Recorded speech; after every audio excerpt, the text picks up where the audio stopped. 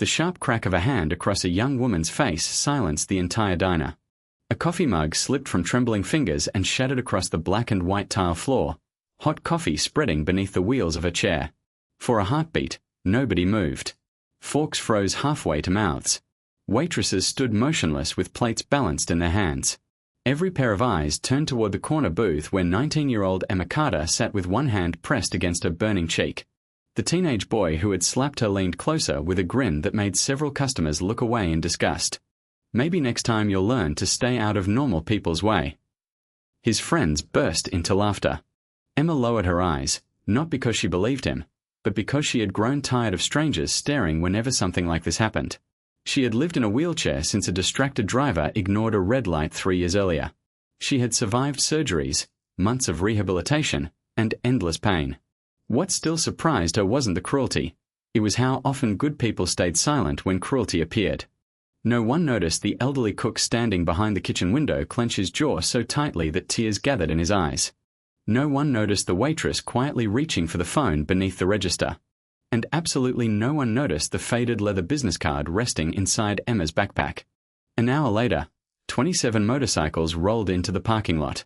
If you believe kindness, second chances, and compassion can truly change someone's life, please take a moment to like this video, subscribe to Kindness Inspire, share it with someone who needs hope today, and tell us where you're watching from in the comments. Only then does the story truly begin.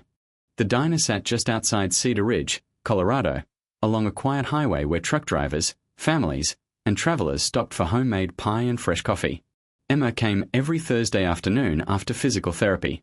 The owner always saved the booth near the front window because it allowed enough space for her wheelchair without forcing her to ask anyone for help. Routine gave her comfort.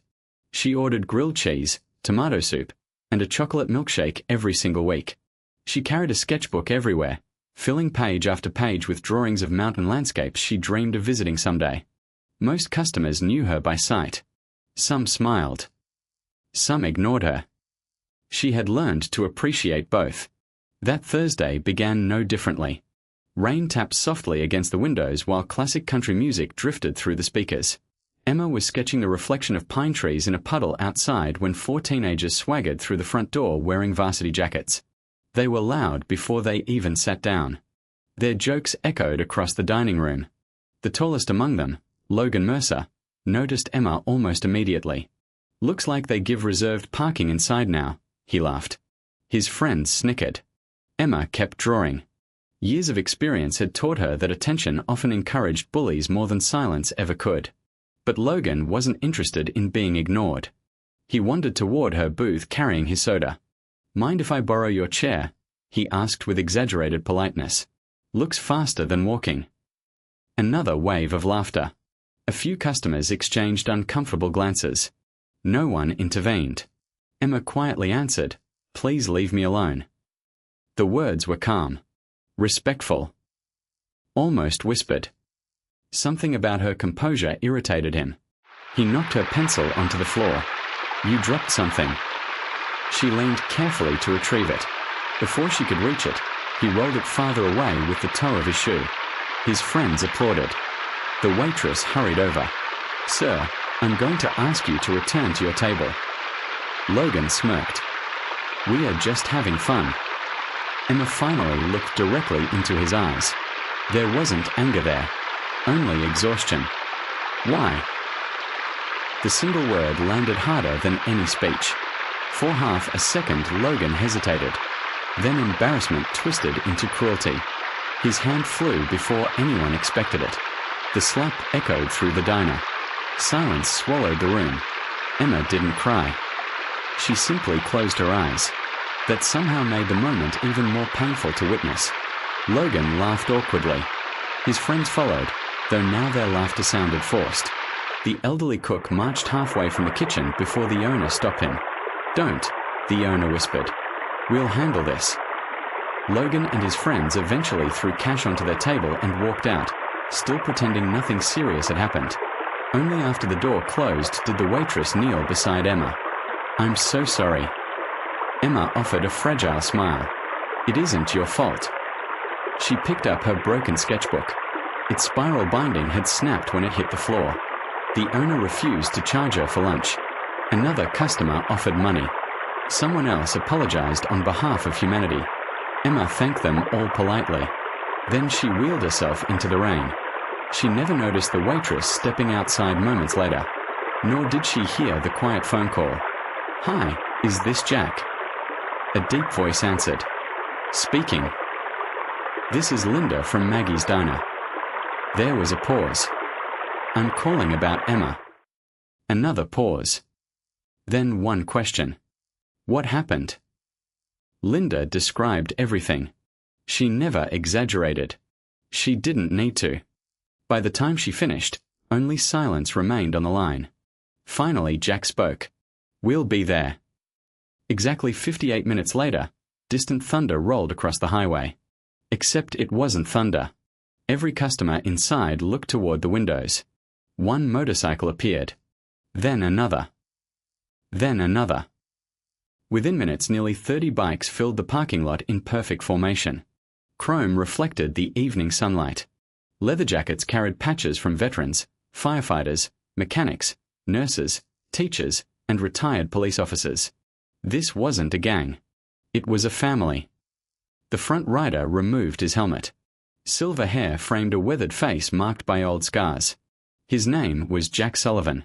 25 years earlier, he had served 2 tours overseas. Today, he spent most Thursdays mentoring disabled veterans and volunteering with trauma survivors. Emma called him Uncle Jack, though they shared no blood.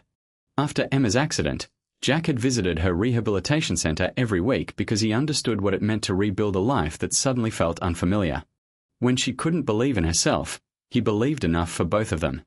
Jack stepped inside the diner. Every biker followed quietly. Not a single raised voice. Not a single threatening gesture. Helmets tucked beneath their arms. Boots echoing softly across the floor. The room fell silent again. Linda pointed toward the broken coffee stain still visible beneath the booth. Jack looked at the shattered sketchbook resting on the counter where the owner had carefully placed it. His expression never changed. He gently picked it up. What did she draw today? Linda handed him the loose pages. One sketch showed mountains beneath sunrise. Another showed children feeding ducks. The last page remained unfinished. Only half the landscape existed. The empty side of the page was smeared where coffee had soaked through. Jack stared at it for several seconds, then quietly asked, "Does anyone know those boys?" An elderly truck driver slowly raised his hand.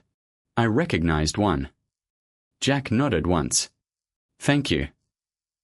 Nos reds. Nos shouting. No promises of revenge. Only gratitude. As the bikers prepared to leave, the owner finally asked the question everyone was thinking. "What are you going to do?" Jack looked toward the rain beginning again outside. His answer was almost gentle. "We are going to remind a few young men what respect looks like." The motorcycles roared back to life. Headlights pierced the gathering dusk as the long convoy disappeared down the highway. Inside the diner, nobody spoke for several moments. Every person there sensed they had just witnessed the beginning of something far bigger than retaliation. They had witnessed a community quietly deciding that kindness would no longer stand alone. And none of them yet knew that before sunrise, Logan Mercer would come face to face with a truth capable of changing the rest of his life. Jack Sullivan never intended to frighten anyone. The convoy wasn't built for intimidation. It existed for protection. The men and women riding beside him had spent years rescuing abandoned veterans, helping children through hospital treatments, rebuilding homes after tornadoes, and escorting abuse survivors safely to court. They understood something many people didn't, that sometimes simply showing up together could change the outcome of a story. As twilight settled over Cedar Ridge, the motorcycles split into small groups. No one searched for a fight. They searched for answers. The elderly truck driver from the diner had remembered Logan Mercer's father-owned Mercer Auto Repair on the edge of town. Another customer recognized one of the teenagers from the high school football team. Within 30 minutes, Jack knew more than enough. What surprised him wasn't who Logan was. It was who he had once been. The high school principal quietly admitted Logan had never been violent until about a year earlier. Teachers described a student whose grades had collapsed almost overnight. A guidance counselor mentioned repeated appointments that suddenly stopped. Something had happened. Something nobody outside his family seemed to understand. Jack folded the notes into his jacket pocket. "Nobody gets judged by their worst hour," he said to the riders gathered outside a gas station. "But nobody escapes responsibility either." Everyone nodded. No one argued. Meanwhile, Logan sat in his bedroom pretending to play video games. His controller rested motionless in his hands. The television flashed bright explosions, but he wasn't watching. Emma's face kept returning to his mind. Not the slap. Not the gasps. Her eyes. She hadn't looked angry. She had looked disappointed. That somehow hurt worse than if she had screamed. Downstairs, his mother called him to dinner. He ignored her. 5 minutes later, she climbed the stairs herself. What happened today? Nothing. Your principal called. Logan's stomach tightened. He said there was an incident. It wasn't a big deal. His mother studied him for several silent seconds. I've heard that sentence before. She closed his bedroom door behind her. When you were 10 years old, you cried because you accidentally stepped on a bird's nest. You spent 2 hours trying to save baby robins. Logan stared at the carpet. I remember that boy. Her voice cracked. I don't know where he went. She quietly walked away. The controller slipped from Logan's hands. Across town, Emma sat alone on the porch of her small house wrapped in a blanket. The mountain air felt colder than usual. Her sketchbook rested beside her. She kept turning to the unfinished drawing. Every time she looked at the coffee stains, she remembered the silence inside the diner. Not everyone had been cruel, but almost everyone had been quiet. Sometimes silence left bruises words never could. Headlights appeared at the end of the driveway. Emma smiled before the motorcycles even stopped. Uncle Jack. He climbed off his Harley carrying a brand new leather portfolio. I brought something. She opened it carefully. Inside lay the finest sketchbook she had ever touched. Heavy paper. Hand-stitched binding. Professional artist quality. She ran trembling fingers across the cover. You didn't have to. I know. So why? Jack sat beside her. Because somebody tried to convince you your hands weren't worth using. He smiled gently. I disagree. Emma laughed through moist eyes. You always know what to say. No. He looked toward the mountains. I've just met enough broken people to recognize strength when it hides. She leaned her head against his shoulder. For several minutes neither spoke. Sometimes healing sounded exactly like silence shared with someone who understood. Then Emma asked the question she had dreaded. You aren't going after those boys, are you? Jack answered honestly. I'm going to visit them. She immediately looked worried. They're kids. I know. I don't want anyone hurt. Jack nodded. Neither do I. She searched his face. After years of knowing him, she believed him. The next morning Mercer Auto Repair opened at 8. At precisely 8:10, 27 motorcycles rolled quietly into the parking lot. Employees stopped working. Customers froze. Logan, helping organize tools inside the garage, looked through the open bay door. His face drained of color. Jack walked forward alone. The others remained beside their motorcycles. Hands visible. Calm. Respectful. Logan's father stepped outside first.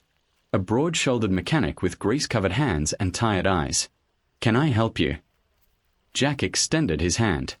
My name's Jack Sullivan. The mechanic shook it cautiously. I'm David Mercer.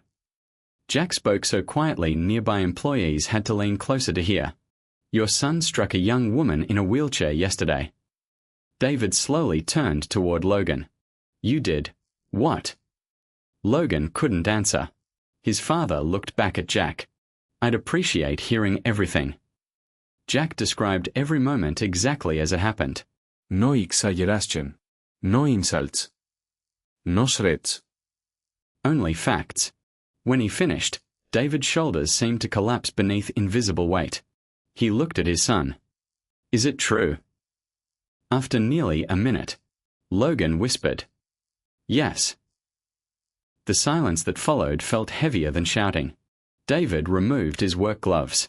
For one terrifying second, Logan thought his father might hit him. Instead, David hugged him. Not gently. Not softly. The embrace felt desperate. Heartbroken. I failed you somewhere. Logan burst into tears. Real tears.